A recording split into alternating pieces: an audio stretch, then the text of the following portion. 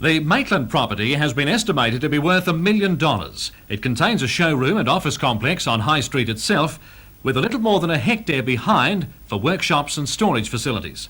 Several developers have already shown interest, and with rezoning under the new flood plan, the land could be very saleable. The Minister for Energy, Mr Sheehan, has asked for the deeds to the property to be forwarded to the Energy Authority to ensure it does not automatically fall into AGL's hands. But Chairman Alderman Evans has sought clarification of this. He wants the property to be entrusted to the constituent councils, Lake Macquarie, Cessnock and Maitland, so they can recoup the money invested over the years.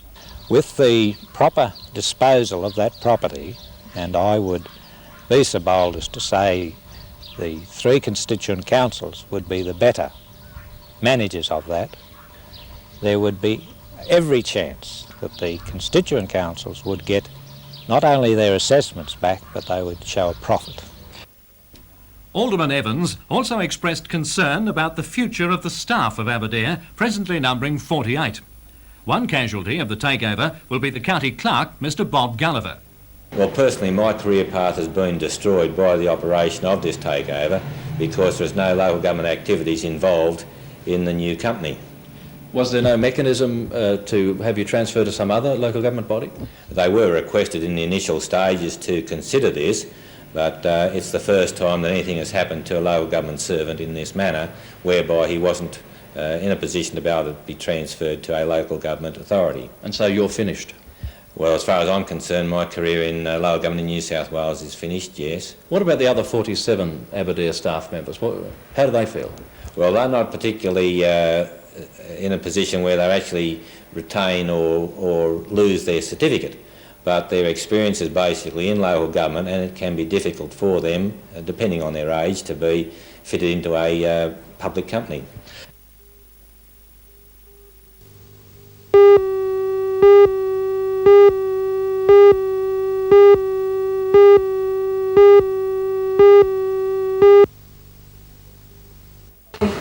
Yesterday's public meeting produced a strong and angry reaction to the announcement of the possible closure of the small country hospital. The threat this time doesn't come from a government rationalisation scheme, but instead from the executives of a deceased estate. After much discussion, the meeting reluctantly agreed that the hospital will probably close, but it specified that adequate replacement services must be installed before the building is sold. Representatives from Maitland Hospital, which administers Cleveland Hospital, recommended that a community nurse be appointed to the region. The meeting then decided that a delegation should meet with the acting regional director of health, Mr Ken Miller, today. Chairman of the Gresford Hospital Action Committee, Mr Peter Doyle, says he was pleased with the reception he received at the health department. He gave us a very good reception. He was happy with the results of the meeting at Gresford yesterday. He saw no reason why we couldn't get the health services that were more or less implied in the report, in the recommendation from the committee.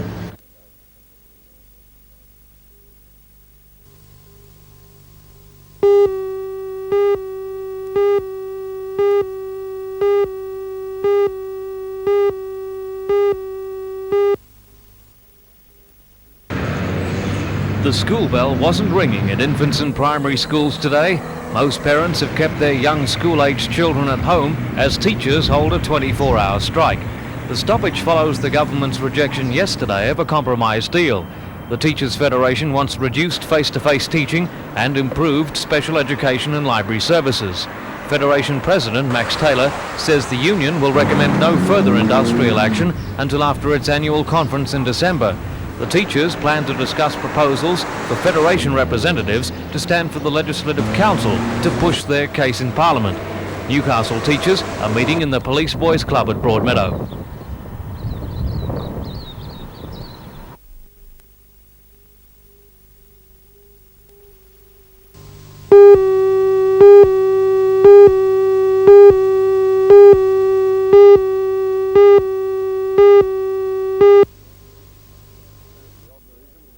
Staying for the off-season and doing a bit of work for CJ Sports Store here, and very much enjoying my stay at home at the moment. I know you're a Newcastle boy, but you go back to Sydney every so often to play football, don't you? Yes. Well, next year will be a different side I'll be playing with, but the move has to go back to Sydney, which is unfortunate because I do enjoy very much living in Newcastle. You are changing clubs then? Yes, it'll be official now, Lee, that I've gone to Manly Warringah from eastern suburbs, and very much looking forward to the change. Was that a big decision to make, Ian? Yes, it was a big decision. Eastern suburbs informed me that they wouldn't be requiring my services next year, and I felt a bit down about it, but that soon changed when I had quite a few offers to sort through, and I'm very much looking forward to being under Bob Fulton again. We've heard all sorts of rumours rugby league players' prices have been halved in Sydney. Without going into specifics, is that true?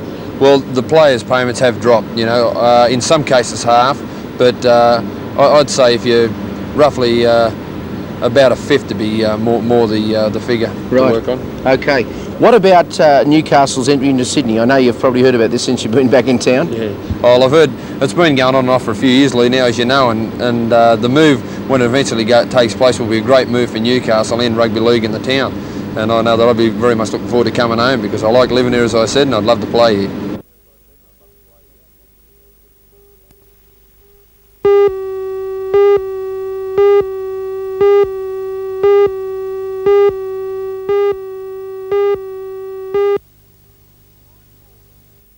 More and more women in Dungog are choosing to have their babies in Maitland or Newcastle hospitals. Also, the number of long-stay geriatric patients is increasing.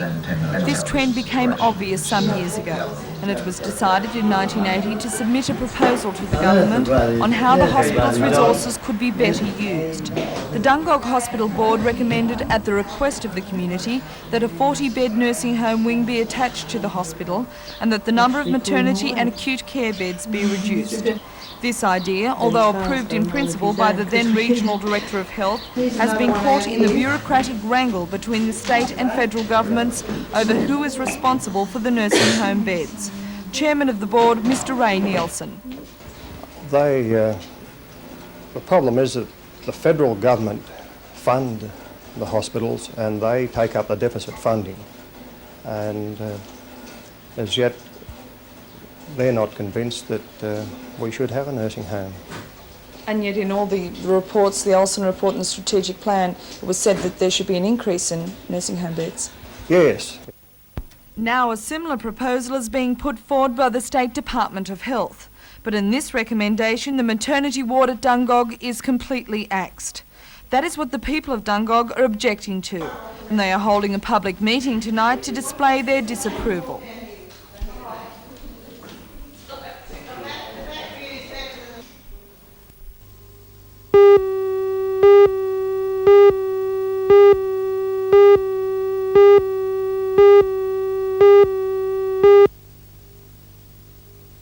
In another development at Redhead, the New South Wales Government Landcom Agency is to subdivide 85 blocks of Crown land, which should be on sale by the end of the year. It's not yet been decided if all 85 blocks will be released together, but Crown Land Office officials say they believe the land will sell quickly because of its location.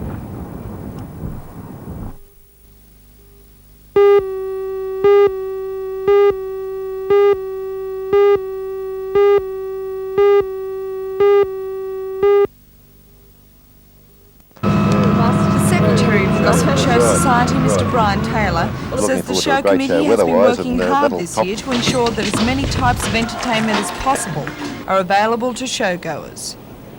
One of the things we do concentrate on so much is family entertainment. We have a mini theatre within the grounds where we put on a lot of acts that we hope will please the young and old alike. Acts like Arthur Coghlan. Arthur's Australia's leading escapologist and illusionist, and a tremendous performer. We have a local junior band, we have the local Gosford band, we have Humphrey Bear. I believe today has been set aside especially for the handicapped. We felt that these people could have a little easier access around the grounds by making the show just devoted to them for the day. And I think this will be good for them, where they can see all the show activities without the hustle and bustle of a normal show crowd, and we're looking forward to it greatly.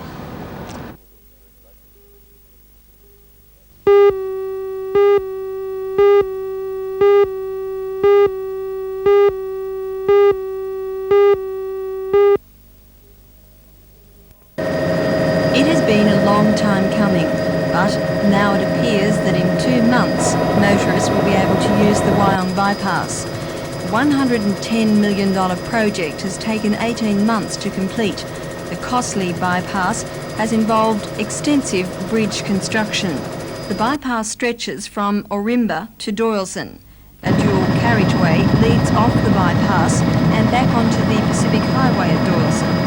The Federal Transport Minister Mr Peter Morris says the new road should reduce accidents and cut down delays through Wyong. It will certainly have a big impact on the travelling time between Newcastle and Sydney.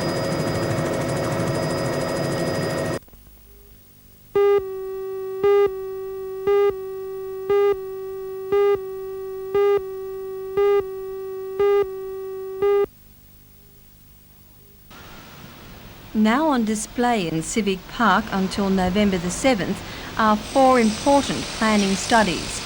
While they have been around for some time, the City Council believes there are still a lot of people who have no idea what the Council has in mind for their areas.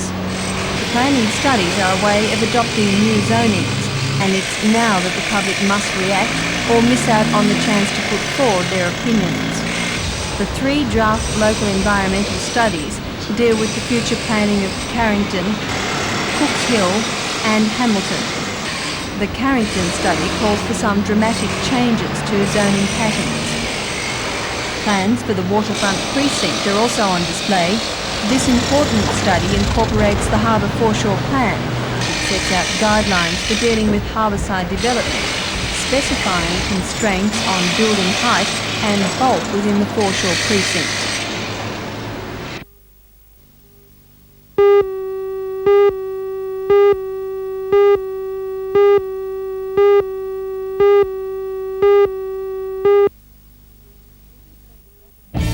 The Student Photographic Exhibition is an annual event. However, this year, instead of awarding prizes, the college has decided to award the outstanding students with the chance of having their work exhibited Australia-wide and hopefully overseas at our sister cities. The exhibition will be on display at the college for another week. It will then go on tour around the Hunter Valley. While most of the entries have come from art students at the college, other student photographers have shown what they can do. There are some new innovations, such as images which have been painted. The exhibition has something to suit all tastes.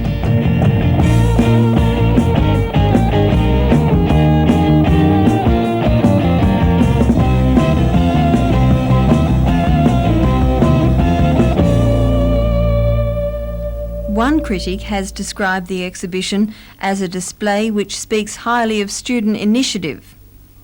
The extent of the overseas tour will depend on the level of support from the community.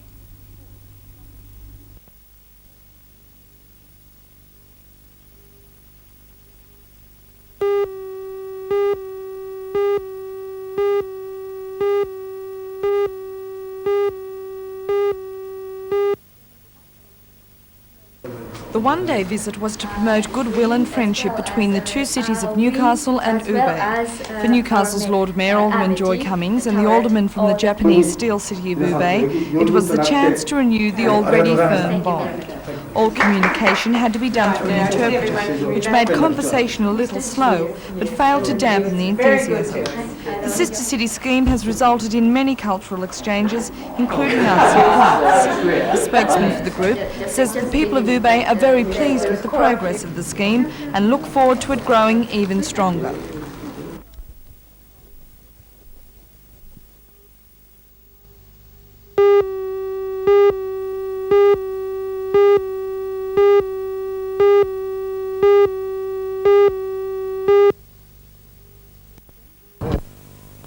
The strength of the railway sleepers on the Ulan line are a breakthrough for the State Rail Authority. The sleepers are made of concrete, and their ability to withstand heavy traffic make them ideal for such rail links. But while priority will be given to tracks which need strengthening, the State Rail Authority also plans to use them on general rail projects and main lines. The introduction of concrete sleepers is part of a $20 million program of upgrading throughout the state, which has been carried out over the past 6 years. The State Rail Authority says there's little cost difference between concrete and timber railway sleepers. However, Concrete sleepers have a life of 50 years, compared with 12 to 15 years for timber. The next major use of concrete sleepers will be the 130 kilometres of track between Muswellbrook and Port Waratah. More than 150,000 concrete sleepers will be used on this project.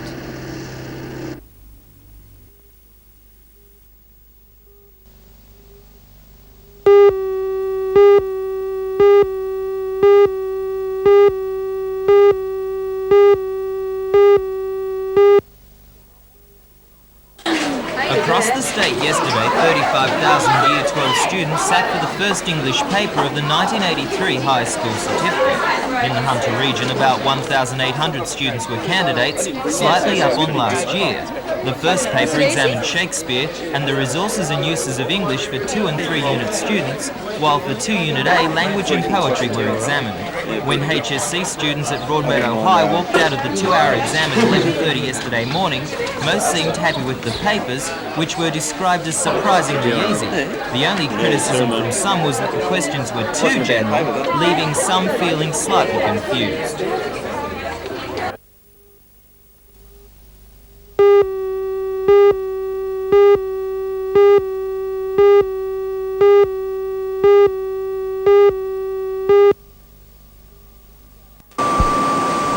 Tomigo aluminium will generate approximately 9,000 tonnes of contaminated waste per year, which have to be carefully disposed because of the presence of fluoride and various cyanide complexes.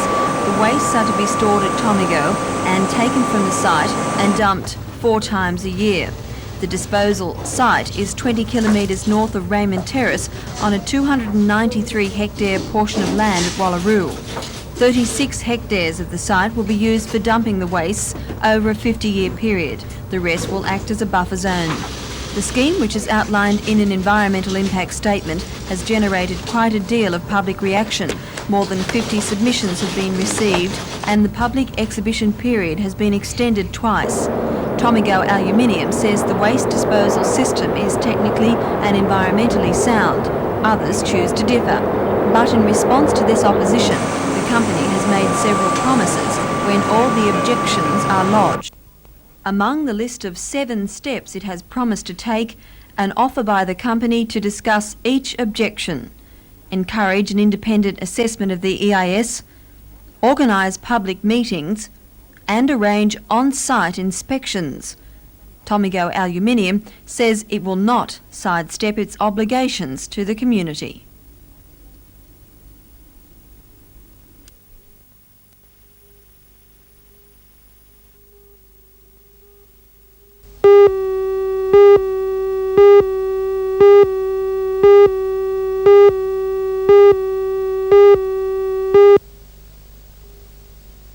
When the dump debate reached Newcastle Council last night, Wallsend residents had already won the battle. The only fight was over who got to fire the final shot, the ALP alderman or the citizens group. In a highly emotional meeting, aldermen traded insults until finally the citizens group motion, rescinding the brickyard dump decision, was adopted. For the council which bought the site in 1980 for $230,000, that still leaves the question of where to put a new dump. The $64 question. It's going to be a very interesting one, that, but it certainly is a different issue and a separate issue from what we're discussing tonight. And I would think that Council will have to really put its thinking cap on collectively and come up with a site that is acceptable to the residents. However, for the residents group, which petitioned 800 people living in the Wallsend area, last night was a welcome victory. But our next step now will be the rezoning of the land. We want that achieved as soon as possible. And also there will be meetings between the aldermen, Westward aldermen, and representatives of the residents so that we can get more alternative suggestions and ones which suit the people, and we will put these to the council when they're organised. Do you think that what you've achieved here shows that residents, if they are properly organised, can have a say in their own local government? When we started, we were doubtful. We weren't very hopeful of success. But I think because of the support of the people around the area, particularly the ones who came to our public meeting and the ones who've come to the council meetings, they have helped to achieve what we wanted to achieve.